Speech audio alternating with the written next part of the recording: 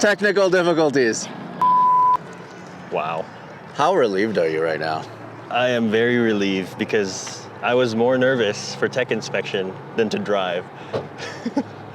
Yeah, because if they fail you for something, Yeah, then who knows what you might have to modify Yeah. on the vehicle to get it to pass, huh? exactly. If we can do it, right? The guys have to do more work. They've already spent the last probably 3-4 days staying up till like past midnight, making sure everything's good. And then 2 weeks before that, all the time and prep that went into the car. So if like one little thing didn't pass, it was gonna be like, oh God, can we fix it? Can we do it? So we'll see. So let's talk about this idea, right? Yeah. This is first A90 to compete at Pikes Peak. I wasn't sure. I think it is. I think it is. Okay. I mean, I don't remember seeing another one. Yeah, And honestly, it's about time. yeah, I would have thought it would be earlier because this is such a good platform, right? 100%. Especially in terms of like time attack Yeah. and in terms of a budget build. This is honestly Correct. really, really good to go fast Yeah. on a budget. Exactly. The price of the car, starting point, the potential in it, and then the amount that you could get out of it with like a small amount of money, right? Relatively compared to trying to do the same amount of power on a different car. Yeah. And then the cooling on these stock is so good. So that's one thing I'm worried about for the run because the air's thinner, right? So hopefully the cooling's gonna be good. Yeah, let's But- talk about all that. Let's talk about all the Yeah. modifications that you've done. But what was the idea of this? So you run Studio RSR, Yeah. right? Which is a shop based in Los Angeles. You guys specialize in BMWs. Yeah. And what else do you guys do? Pretty much anything track related. So we make a bunch of roll cages for probably over 100 different models now. So we get a lot of Camaros, domestics, Japanese cars. So anything track related, we love to do. Obviously we work on, street stuff too, turbos and all that good stuff. Yeah, I really appreciate you guys helping me with my Toyota SEMA car Yeah. because I'm actually running the cage that you guys built in Yeah. that car. So because I'm using it as more of a track vehicle, the safety aspect is just so important. Yeah. And it's cool that you guys are offering so many different types of cages for so many different vehicles, Yeah. and they're all built in Southern California. Yeah, everything's built in-house and everyone's been really cool. It's not like we went out to plan, hey, we're gonna do this chassis, this chassis, this chassis. People just see that we do it and call us and we're super grateful for that. And then we just say, hey, if we can get 2 more people to do it, we'll do that car. Like we have some very random cars that you'd never think people would put a cage in. So this is your personal shop car, Correct. and this is, what version is this? Technically, we're calling this V4. So V1 was kind of like, some quick bolt-ons, tires, and And is this a first year, 2020? 2020. Okay. Yeah. What made you want to come to Pikes Peak? I don't know. It's like always been with me, right? Ever since I got into cars, it was watching F1 and watching Pikes Peak and watching rally stuff. So ever since I was a kid, I remember watching Pikes Peak every year whenever it was on TV. And then, having the ability to finally do it, I was like, you know what, let's try it. And that's kind of the cool thing about this race. That's what I really like about Pikes Peak. The Yeah. fact that individual, a privateer like yourself, who's just a fan, who's been a fan, Yeah, who has the means and has the vehicle to build something to compete against these giants. yeah, I mean, we have Ford factory team. Yeah. We've had Volkswagen factory team, Porsche factory team. Like Yeah. all of these factory efforts, yeah, all these years, and the fact that you can have something that was built in your own shop yeah. that you drive yourself, that you Yeah. guys wrench on I yourself. can't think of any other international race event that you can do that with, racing against factory works teams and then other shops and then even guys who just do their stuff in the garage, So it really pushed us to like, hey, let's do our best work and see what we could do. Because we're going up against the factory guys. Yeah, no, it's incredible. Yeah. All right, so this is really probably one of the craziest time attack Supras that I've seen. Like, what the heck is going on here?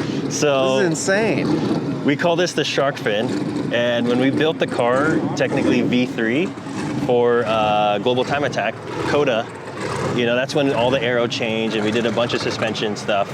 I wanted to incorporate the tail fin, but for some odd reason, whenever we have an event, like, it's kind of like our thing now. We just wait till last minute.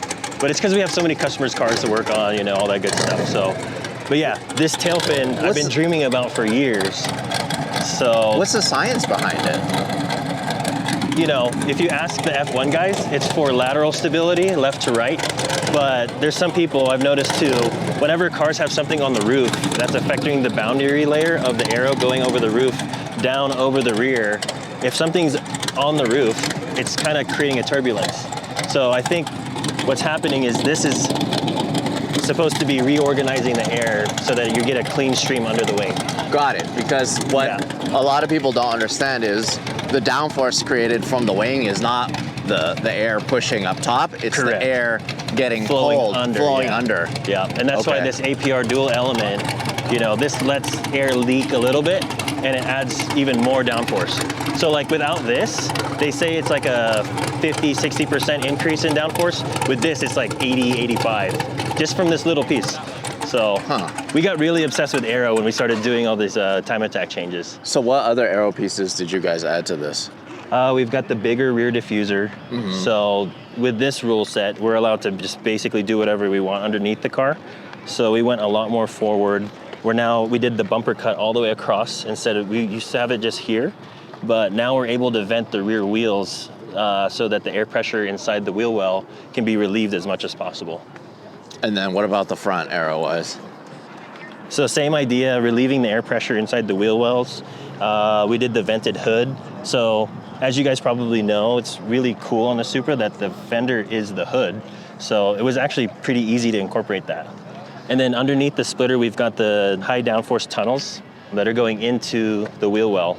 So that also helps push the air out and it creates a negative pressure zone. Let's talk about motor. Motor. So what is this a Sabon hood? This is a VIS hood. Oh, VIS, Yeah. okay. And then you guys just modified it. Correct, for we this have the track application. spec vents and then this vent. So the question is, at sea level, how much power are you making? So we're limited. So that's one thing we're worried about. We're only making probably 600 wheel horsepower. It's weird saying only 600, but you know, we've got cars here that are making 15, 1600 horsepower. But yeah, we're still running a stock transmission, which is limiting our torque capabilities and obviously how much power we can fuel and all that stuff that we can make out of the car. So running on the stock trans, we've got an E60 mixture, pure stage 2 turbo, and a port injection. And then, so 600, does that mean you can make 600 up here too in altitude? We're gonna find out. We're gonna find out. There's still something you have to figure out. Yeah, literally after this, we're gonna load it back up and then head over to Pikes Peak International Raceway and do some logs, and hopefully the tuner gives us some good news. Okay. But he's very confident, so. Yeah. All right. And then in terms of cooling, I see you have a lot of good CSF goodies too. Yeah, so the cool thing is this car was actually the development car for a lot of the CSF cooling, especially the manifold, the one-piece billet manifold that incorporates the port injection. So that's one of the first pieces, and it helps a lot with the cooling. What about suspension? We're running MCS two-way coilovers with remote reservoirs. We were gonna upgrade to three-ways, but we just didn't have time. So we're actually, for setup, since we're from SoCal, we put the Streets of Willow setup on the car, thinking like, hey, that's kind of the closest kind of turns and everything. We really love the setup for streets, so hopefully it works out on the mountain. Yeah, hopefully that works out. I mean, I've watched Zwart test on streets too. Oh, okay. So I'm assuming that there's something Robin there. Shoot test there too, right? In terms of like it being bumpy and the surface also being a little bit dusty. Yeah, and it's got some elevated turns. Yeah, and then also for Zwart, when they were testing, they're testing like lock to lock, like how much it can actually turn, like a GT2 can actually get around a corner. Down. But so then what about brakes? We're running the AP Racing 6-pot front 380 just on the front. So it's weird on the Supra because when we built this car, there were no rears available. So We're running the rears. stock rears. So, as you guys know, if you guys own a Supra, you get the base model, the premium, and then the launch, which is the same as a premium. Unfortunately, we're still stuck on the base rear brakes. So it's like 10 millimeters smaller than the premium edition. But we're running the CSG pads on there, so very aggressive brake pad. And Titan 7 wheels? Yes. What tire setup is it? 275 square? 275/40 squared, yeah. And then we've got a set of 295s, a new compound, that we'll be trying out. So, okay. Yeah. You could potentially go wider than 295s, huh? We could in the rear, yeah. But with our aero setup in the front, we're worried about, if we go 295 or 305, it might cause rubbing when you're doing the max. Yeah. Let's talk about the interior. This is great. I mean, in terms of like you guys going racing on a budget, yeah, this is it right here. You guys built everything yourself. Yeah. You built everything in-house. In a matter of, including the cage, it took 2 weeks. Yeah. That's it? Yeah. Crazy. Okay, so you guys built your own cage. Yeah. I'm assuming after this race, you guys will probably take it apart and powder coat it. Yeah. I don't think we're going to take it apart. We mean like the dash. We might take all that out, and then we haven't picked the color yet, but we'll see. I'm thinking silver. And then this is something that you guys actually have to do for Pikes Peak, per Pikes Peak rules. Yeah. Firewall. Yeah, that was actually this firewall that separates the driver from the fuel cell was the hardest part of the fabrication. Because not only did we have to go in there, it had to fit with the cage, and then we had to follow all the rule book specs for it. And yeah, that is something unique, I feel like, to the Supra, because it's a open back, I don't even know what you call it, open back coupe, where the fuel cell is open, whereas if you're in a coupe, or actual coupe or a sedan, all you have to do is plug in that, that part of the back seat, and then it's good. Yeah. Essentially, it is kind of like a hatchback. It is, yeah. Yeah.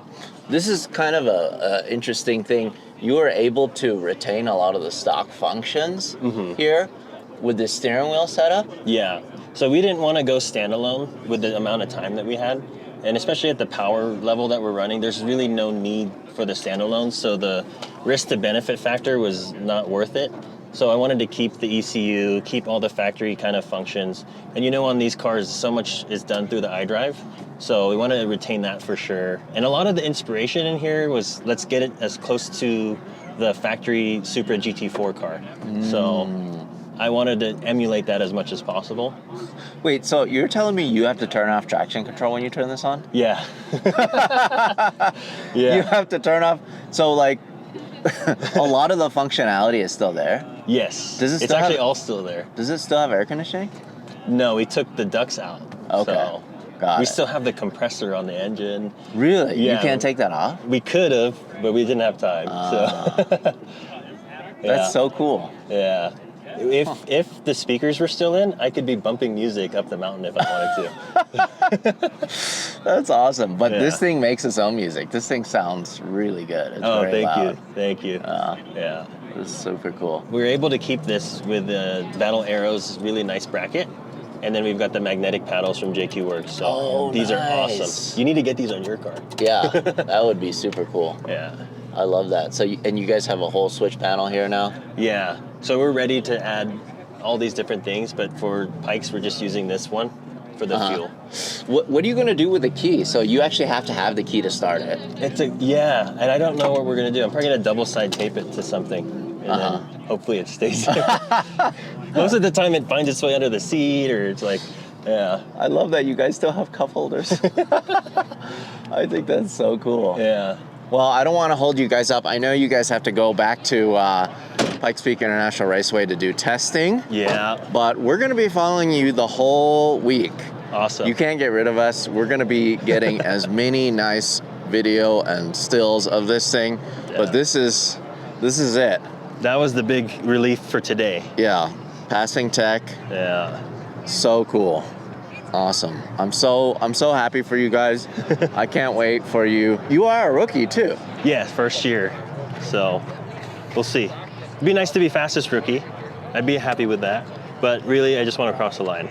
Yeah. Just do that. Yep. It's gonna be epic. Yeah.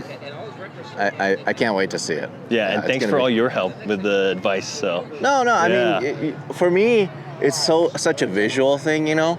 For you guys, it's real life. Yeah, you're up there. You're actually racing.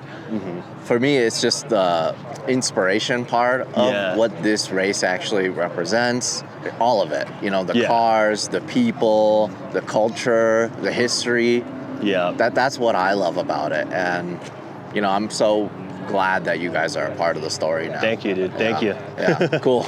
All right. Awesome. See you up there. Can't wait to get up there. Hey, thanks for watching. If you want to support us directly, go to LarryChenPrints.com. I print and sign every single one of these. This is the perfect gift, or it's the perfect piece of art for your wall.